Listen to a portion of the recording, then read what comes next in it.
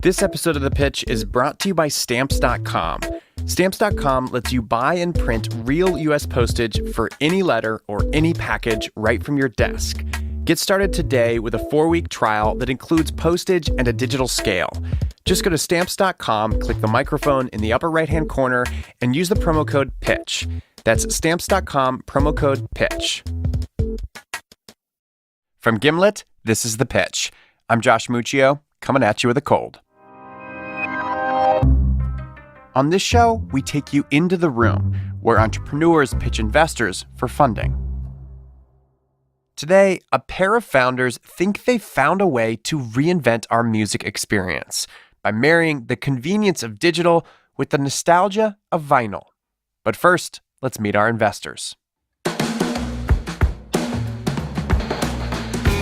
Phil Nadell is with Forefront Venture Partners. Look for him to get into the weeds with founders and explore all paths to revenue.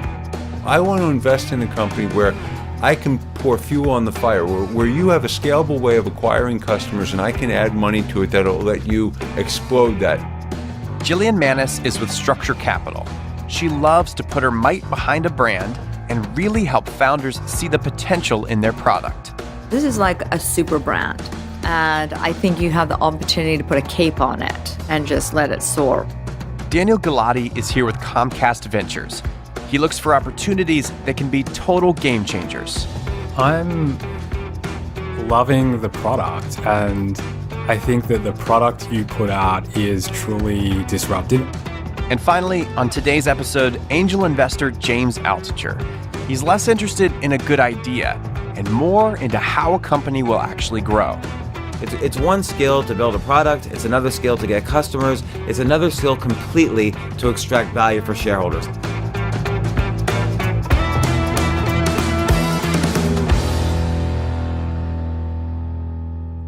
Probably the accent. I apologize.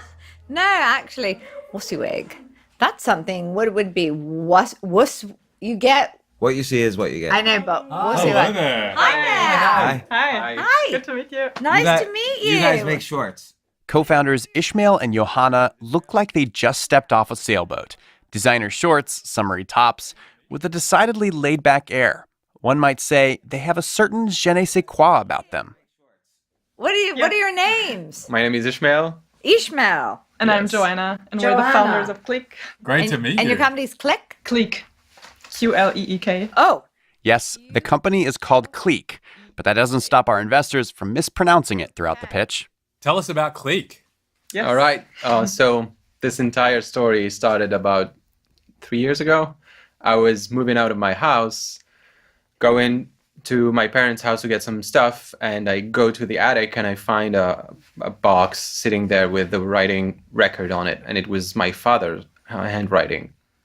And I know for sure that my dad doesn't listen to a lot of music, so I was curious. Opened the box, and it was filled with like these amazing classics, Bob Dylan, You're singing. Johnny Cash. Oh, yeah, all the classic, all the best. But without a record player, Ishmael couldn't actually listen to any of his dad's old records. So he did the next best thing. He took out his phone and started playing the music on Spotify. And it was great. It felt this deep connection to my dad, because he was probably listening to all these songs at my age. And so at some point, I think it was The Times Are Changing by Bob Dylan. It was playing.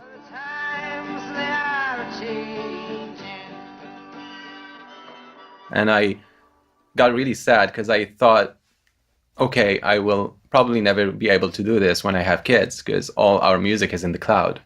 And it was at that moment that I started thinking about combining the best of both worlds, the convenience of streaming with the intimacy of the record. And that's how Qleek was born. So they want to take the best of both worlds, the nostalgia of records with the convenience of digital music.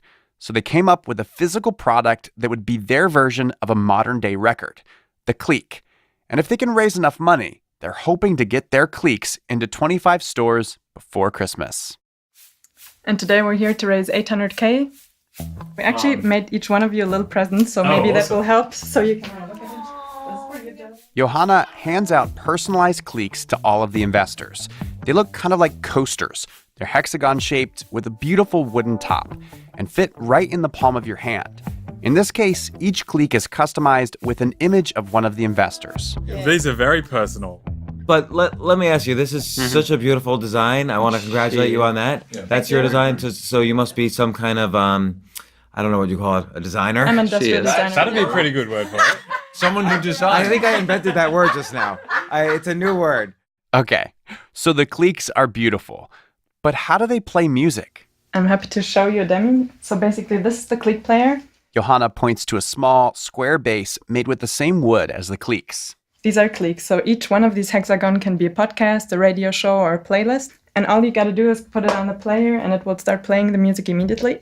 She places a Qleek on the player, and this Qleek is actually decorated with the artwork of the pitch. It's really a nice design on the player. So you put it on the player, and it's like a little and does box. it connect with the speaker? Bluetooth? Exactly. It's plugged to a speaker. So basically, you can plug it to any speaker you have at home, and it will start playing the music. Or if you don't have the Qleek player, if you're lucky enough to be gifted a Qleek, you just take your phone, use the Qleek app. 1 second. And you scan the code that's on the back. So I'm going to scan it. Johanna takes a Qleek and scans the QR code on the bottom with her phone. And it will bring me to the same content. And now I press play and it will start playing the podcast or the playlist, whatever is on this Qleek. So if people can play it from the app, why do you need that player? So it's either or, yeah. Yeah, the player is really for a home experience. When you're at home, usually playing music is a hassle. But in our case, it's a one-step process. You grab the content you like, you put it on the player, and it starts playing. It's great for your morning routine. My favorite thing is I'm coming back from work. I remove my jacket and I put a Qleek on before I'm even done with my jacket, and that's the kind of friction we're trying to remove with the player at home. So maybe you see the Qleek as a return to the physical music you miss. Or maybe it seems like another needless item cramping your hip minimalist lifestyle. But to Johanna and Ishmael, they actually see this as less of an item you would buy for yourself and more of a chance to buy something for someone else. Basically, the whole pitch of the company is to be able to gift the content you love. Today, if you want to gift something to someone, any content, a podcast that you like, a playlist that you love, an artist that you really like, there's no way to do it. You can only buy a CD, or you can buy a gift card. It's kind of a better iTunes gift card. It's a mix between iTunes, a gift card, and a record. But you could do it literally on a piece of paper. You could have business cards printed with the QR code. Absolutely. Come on, the hexagon. And that way you could just use the app and play it connected to a speaker. Absolutely. You can definitely do that. The only issue would be if you put that piece of paper on a Christmas tree, it won't hold the emotional value that you have with the Qleek. Right. Really, the true value here is the physical pieces, right? It's the player and it's the physical tiles. There's also another accessory we make. Because making it easier to stream music or play music through the app is kind of a pretty crowded space. And so really the value that you guys are bringing is sort of this next gen, vinyl sort of thing, which is... Exactly. So, but can't you... you can share content now. You can share music now by sending... Not share gifts. It's very different. Yeah. He's saying... Gifting is very different from sharing. This is sharing. an elegant way of gifting music or content versus putting it on a piece of paper, even if they don't have the player. If you're going to someone's home, you're bringing a gift, you don't want to bring them a piece of paper with a QR code. This is you can bring them this set of, Qleeks or whatever with different QR codes and different music to play during the party that you're going to or whatever. So to give you an idea. This distinction Ishmael is making between sharing and gifting, this is everything. If I want to share music, maybe I put up a link on social media to a YouTube video I love, or I send a link to a Spotify playlist, and that's fine. But what Qleek is trying to do is fill the void for those who want to gift music. And you're probably thinking, who is still gifting music these days? Turns out, a lot of people. In 2016, 50% of Americans have gifted a music gift. Okay? 50. What does that mean? What did they gift? Okay, that's a great question. 75% of those gifts were physical. 75%. What is that, CDs? And 30%, the highest and the most gifted item today in 2016, wait for it, is still the CD. No way. Yes. Where do they get a CD? Amazon. Yeah, they buy it on Amazon. They buy vinyl. They buy gift cards. How do they play a CD? They don't. People don't. Yeah. As much as the investors might have liked seeing their faces on the front of a Qleek, this is what really gets their attention. The surprising fact that physical music still has a pretty big market, a market that is apparently being sucked up by CDs. You're saying that 50% of Americans gifted music in 2016, and of that, 75% of it was physical, and most of that, 75% was CDs. CDs. Second is gift cards. That's crazy, right? Yes. Well, think of it. There is no alternative. Like if it's Christmas and we're a family and I want to give you the artist that, if I love Adele and I want to give you the record of Adele, what can I do? I can buy the vinyl if you have a turntable. If you don't have a turntable, I can buy a CD. If you don't have a CD player, which most people won't have in 10 years, Yeah. what can I give if to you're you? Jillian, you'll just have Adele come to the house and perform. You know what? Really? Okay. We're going to ignore that. Is that a true story? No, that is If so, not I'd a love to true hear story. more. Okay, all right. Let's hear And I'd it. love to get an invite. My God. Okay, all right. Moving right But along. you know, it's here. interesting You see because this is, if you think back to when we were kids where, you know, like you'd give a mixtape to someone, Oh, like on a yeah. cassette tape, you're too young for this, still but can't give but mixtapes. this I is, did you know, too. you do a mixtape, like, and you're curating the list, right? Something special for the person you're giving it to. Maybe it's a love interest or whatever. This, you can do a very similar thing with that, right? You put do together- have ability to do that, is to create mixed gifts, mixed tune. I mean, How would you do that today? There are You create a apps, playlist and there share are it. playlists. Yeah, right. that's an Right, and there elegant also way of are gifting apps it, that right? So a actually physical create a mixtape mix. says, you know, here I worked hard to curate this. Great. So the investors are into sharing playlists. But are Qleeks the way to bring back the mixtape?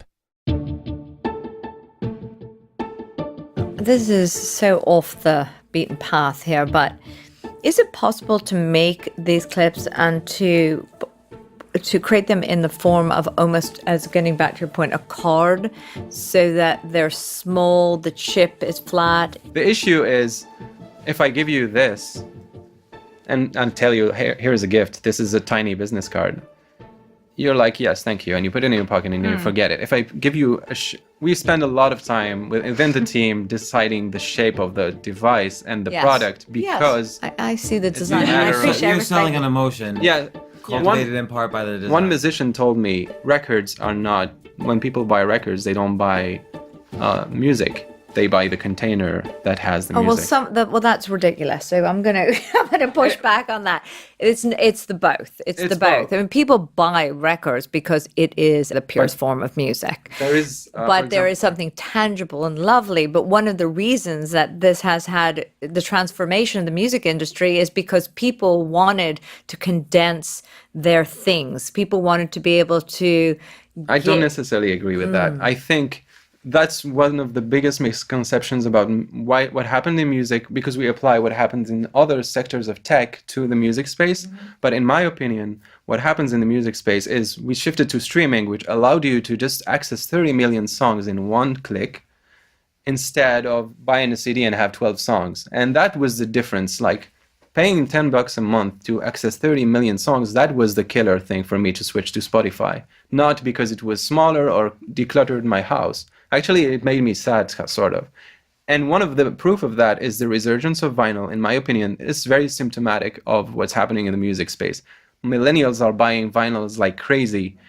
Why? Because they never see and touch the content they have and they love.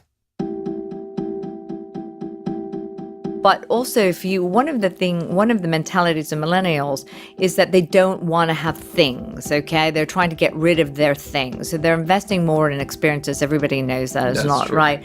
So because one of the reasons is they travel around a lot. They don't want to have records. They don't want to have lots of books. They don't have lots of things. So they're actually, I feel that the mentality is counterintuitive to what you seem to be I agree selling. with you, except for gifting. In the study that I can share with you shows that millennials are the heaviest gifters in today's world. Can I give you an example? Yes, So we please. have different pilots. We did a pilot for a wedding, for example. Okay, all right. Interesting. What did that look like? this looks like So this. as a wedding gift? As people, it was actually people who would use Give it to the guests. We give it to see the guest, so you have your name on the Qleek. That's the whole advantage compared to a CD, that it's not 12 songs and they won't change. But this you can upload, you can change over time. So as soon as let's say it's a playlist, this is the mixtape I made for you. If I listen to a new song I like, I will add it to this and you'll get a notification that I added new songs to it. So it's a present that's alive in a way, which is kind of nice compared to a record that's static. So in other words, you see gifting as the kind of essence of your business as opposed to like listening to music. Ishmael and Johanna have really worked to sell their vision of Qleek to investors as the music gifting company. But in defining such a specific market, have they pigeonholed themselves?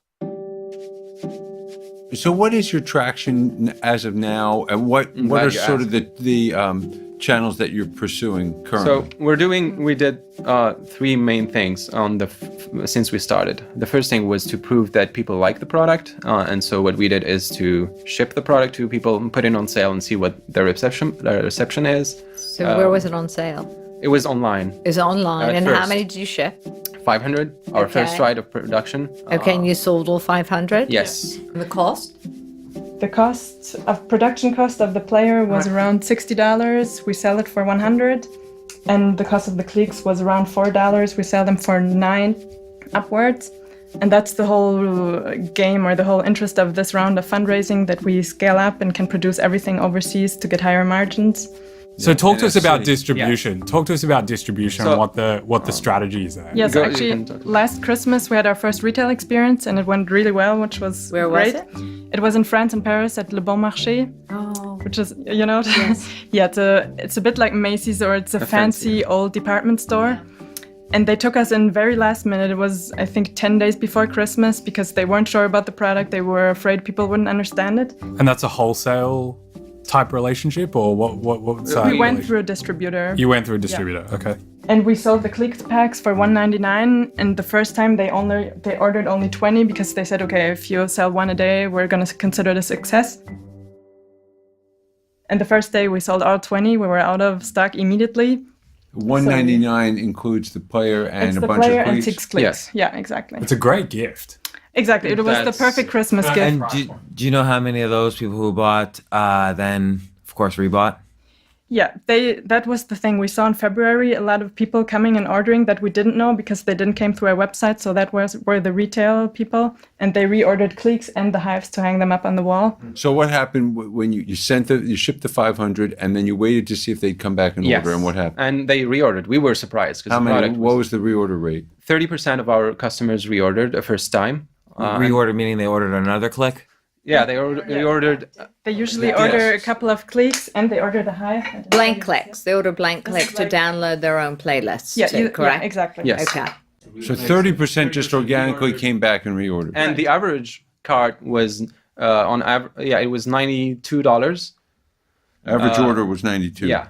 Including the player, or? No. This No, is that's the the reorder. second reorder, yeah. Oh, wow, that's hard. 30% reorder rate with an average cart value of $92 is a good start for the company. But Ishmael's been holding something else in his back pocket. We did a lot of user research with Bose, who is an investor in the Yeah. company. Oh, are they? Yes, They're and they are fantastic. leading this round.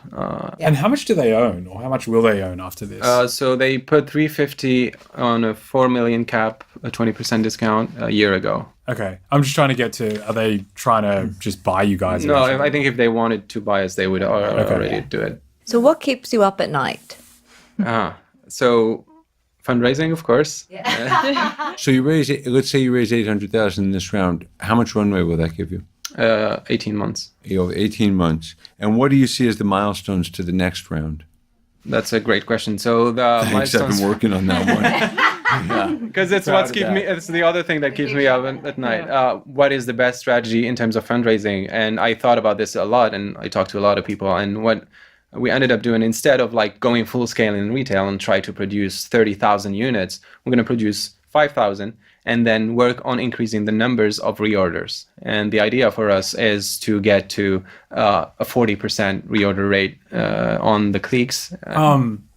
I'm just curious, like, what is you've been talking about the business, and we've sort of peppered you with questions, and I personally think it's really interesting. What's your ambition? What does success look like in this business for you? For us, success means being the new medium for media, for any media that you would like to gift or to keep. And with that, it's decision time. Have investors bought into the idea of a new medium for music? Or has this song already been sung? Here's Jillian. I had a great Russian grandfather, and his mantra was, and you have to, in a Russian accent, was, where there's a will, there's a way. Yes. Nice. And so I feel that you guys had the will to this, and you're figuring out the way. We did so far. Yeah. Absolutely, and you have so far. I just want to say, first of all, this is sort of the good news, bad news. The good news is I will buy this, okay, and I want to be down for one. The company or the unit? No, the unit. Oh, okay. You're scaring me there for a second. But I don't know enough about this to really even, I don't want to sound like a cop-out. I really don't know I know more about vinyls than I do about this medium. And I'm so old-fashioned about that. Also, my playlists are thousands and thousands. It's just, I don't know how to attack this in a way that would be meaningful to you. I understand. Okay, and you don't want people like me. You want people, like them. Go them. Jillian's out. Here's Phil. It's a tough one for me. I think that it's a very interesting product. I'm just not sure. You haven't proven product market fit yet, right? I mean, I know that it's early stage. Next round, hopefully, you will. I like to get in once we see product market fit, or at least some early evidence of that. So I'm a little bit torn on this one, but I think I'm going to pass. Phil's out. Here's Daniel. So here's where I'm at, which is I think this is in many ways kind of like a classic consumer product bet, right? Like you're inventing this new format, and no one here in this room or anyone knows what the adoption will be, right? And so I think if you get sort of this critical mass of consumer adopters, I think almost everything, at least for me, lines up in terms of business opportunity. I think that you can easily monetize, and I think you can build a really big business. But I think the germ of this business really starts with, consumer adoption. And like so many pure consumer bets, it sort of comes down to a judgment call, a gut feel of how many consumers are going to end up sort of adopting. And so I can't help, and again, I could be totally wrong here. This is one where I feel like really exposed, because I'm just thinking of that like McKinsey study that was done in the 90s that said like, oh, the market size for mobile phones will be 1 million, globally. Right. And they were off by, orders and orders of magnitude, right? And so that's why I feel really exposed here, because you could be inventing the next, I don't know, MP3, right? Right. And so, but I just, if I really sort of think about who will adopt this, I just can't help but think it's a niche market. And for that reason, I'm a pass. But I think what you're doing is really interesting and could be a really, really big thing. Just as a follow-up to what I said, I think, like for me, if you hit those milestones that you outlined for the next round, I might be interested in the A round or whatever's the next round. Because at that point, I think you've demonstrated a lot more product market fit and adoption and traction, certainly. So I think at that point, it becomes much more appealing, at least to me. I know that there'll be obviously a higher valuation. I think the de-risking that would occur between now and then would be worthwhile for me to pay a higher valuation and to de-risk it, what I consider to be a significant amount at that stage. 3 out of 4 investors have passed. What does James have to say? Here's what I see here. I see this great, magnificent design. Like, it's just so beautiful. and it really appeals to me. And you even have that enthusiast who puts the designs all over their wall. Yeah. And so you have artists already thinking how to make use of this.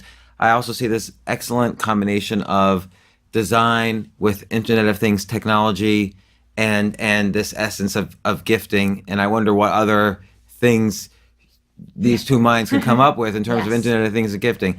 My problem is, unfortunately, I'm passing also, but my problem is it's unfortunate for you, really, in that I'm an extreme use case of the opposite side, in that I about a year and a half ago, I threw out all of my belongings, like 99.99% of my belongings, anything that could fit.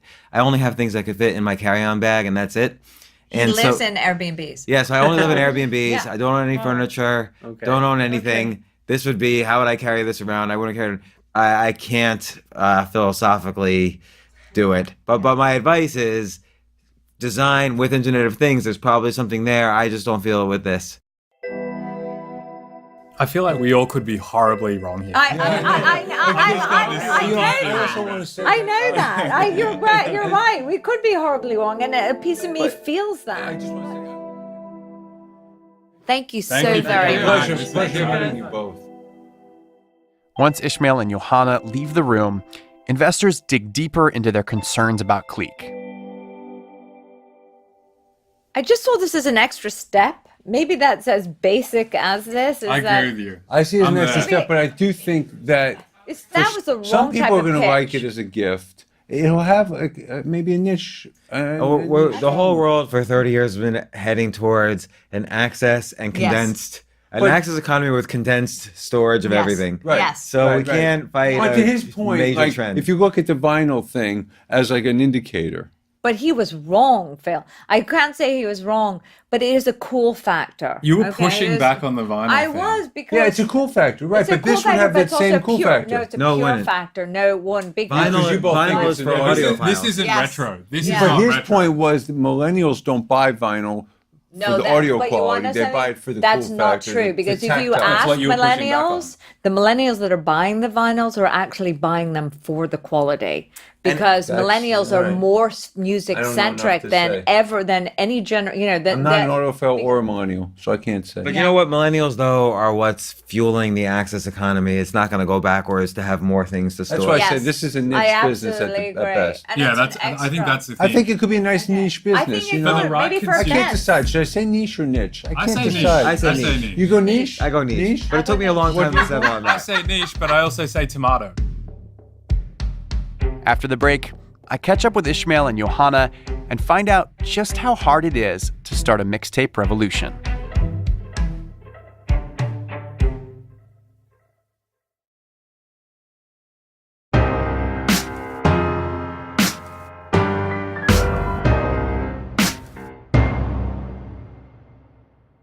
Welcome back. A few months after their pitch, I got Johanna and Ishmael on the phone to hear what's happened with Qleek. What happened is I kept fundraising for a while. I went to a lot of meetings in New York, in Boston, and then we quickly realized that just like most of the investors at the show said, we were probably too early to fundraise, considering the situation of Qleek and all the unknowns around the company. And so we decided to stop fundraising, go out and get more traction, and then go fundraise again when we're ready. Okay. You were raising $800K, correct? Yeah. Did you raise some portion of that? Not right now, no. Okay, so you decided to cancel the round. Yeah, postpone it. Yeah, we went back to Paris for now because we want to do retail here for the holiday season. And we've got 5 shops in Paris, in the UK, and in Switzerland that are committed to sell Qleeks. So we're preparing for the holiday season right now and trying to sell as much as we can. What are some of these shops? Here in Paris, it's Bon Marché. It's a pretty big, famous department store. Then we've got Harrods in the UK, and Bon Génie, it's a Swiss store. And there's a couple more here in France, BHV and some others. Got it. So you mentioned on the pitch that your goal was to get into 25 stores by Christmas. Doesn't sound like you'll quite hit that mark. No, with that was with the 800K. Since we didn't raise that amount of money, we couldn't hire the people that would allow us to be in those stores, and so we did what we could, considering we're just the three of us. How many units are you selling right now per month? We can't really disclose that as it's a new product, and we can't really talk about that. Okay. All I can say is we ran out of stock for the player, so we can't sell it anymore because we don't have any more units in stock. Oh, you don't have any more of the players? Yes. So you're only selling the Qleeks right now? Yes. Isn't that a problem that you don't have any players to sell? It is somewhat a problem, but it's a problem we have to deal with. We don't have the funds to make a new production run and sell more players. Yeah. And so we don't do it until we raise more money. Guys, that is so tough. Like, I'm just trying to imagine being in your shoes, like trying to grow this thing and like having part of your product be unavailable, part of the value prop of what you're selling. Yeah, it's disappointing because we have a lot of demands and we would love to sell, but we can't because we don't have the money to run the production. So it's a tricky situation. So when you remember back to the pitch, being in that room, what do you remember? What sticks out in your mind? And I don't know about Johanna, but for me, it was the successions of no's. That was pretty traumatic. I kind of felt that at some point the conversation sort of went out of hand, that they were leading the conversation instead of us, which was too bad because I felt like I wanted to explain more about Qleek or tell them about some awesome features, but they were like stuck on some particular point that wasn't super important. So yeah, I felt like we didn't always control the conversation, which was too bad.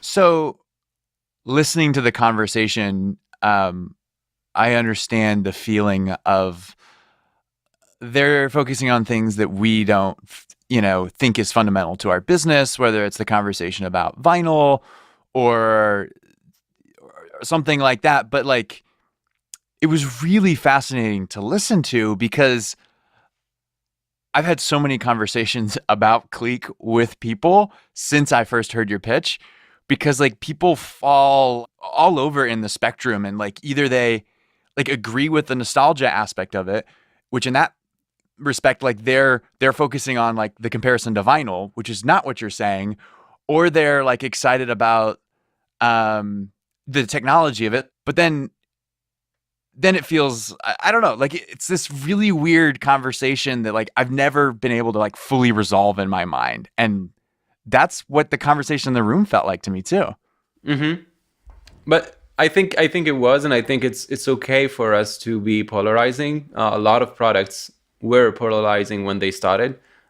If a lot, you know this better than I do, and Twitter was polarizing because it's a dumb idea when you think about it. Like when you really think about the conversation we were having when it started, everybody was saying, why 140 characters when I can use Facebook and I can use whatever other platform to just say whatever I want? And it's a limit and a limitation, and it constrains a little bit, which is like what Qleek does in a sense too. It constrains you to make a mixtape really to someone and prepare it and give it.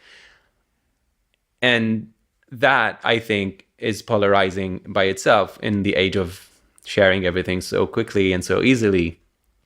You mentioned that millennials are the biggest gifters, more than any other generation we've seen. But as Jillian said, like, we know millennials are decluttering. They're cord cutting. And like, they love the sharing economy, ride sharing, food on demand. Why would they be the biggest gifters? It just doesn't make sense. Because gifting is it's not a practical thing. You don't want easy. You want the most relevant and personal way when you're trying to gift. And that's why they are offering very personalized photo albums. They are offering records. They are offering a lot of physical objects. So you're saying when someone's gifting, they don't care as much about the convenience of the thing. They care about the customization, the personalization of it.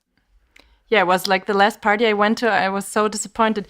Everyone came with a bottle of wine, and I was like, oh my God, be more creative, people. If you care about a person, if you just bring another bottle of wine, nobody will care and nobody will remember what you brought. But if you take the time to make something actually meaningful to you and the other person, where you spent a couple of minutes thinking about them, what they like or don't, that will stick out and they will remember this gift. And that's what you ultimately want with the gift, I think.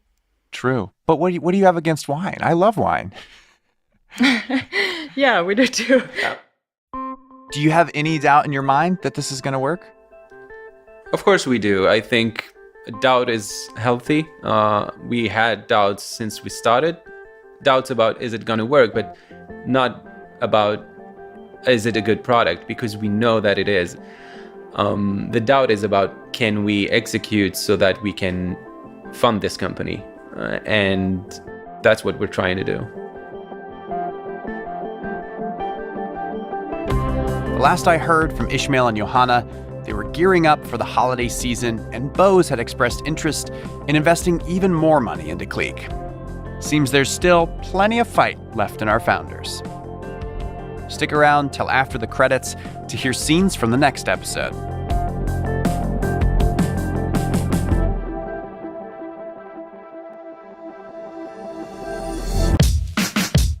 Our show is produced by me, Josh Muccio, Molly Donahue, and Kareem Maddox. We are edited by Devin Taylor. Our theme music is by Breakmaster Cylinder, with original music composed by the Musemaker, Bobby Lord, and John Kimbrough. We were mixed by Enoch Kim with help from Matt Bowl. Lisa Muccio plans our recording events, and thanks to Asta Chaturvedi for her reporting on this episode. We found out about Qleek because they applied to be on the show. Founders can apply at our website at thepitch.show/apply. All right, you've been listening to The Pitch from Gimlet Media. We'll be back in 2 weeks. See you then.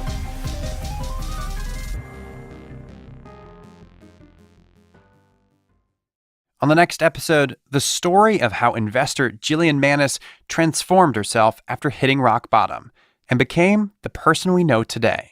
When I finally emerged and the cloud lifted and I said, all right, I'm ready to get back into society, I went to this little hair salon, and if I tell you I looked like a mess, I looked like a monster. My hair was matted and my nails were disgusting, and I was disgusting mess.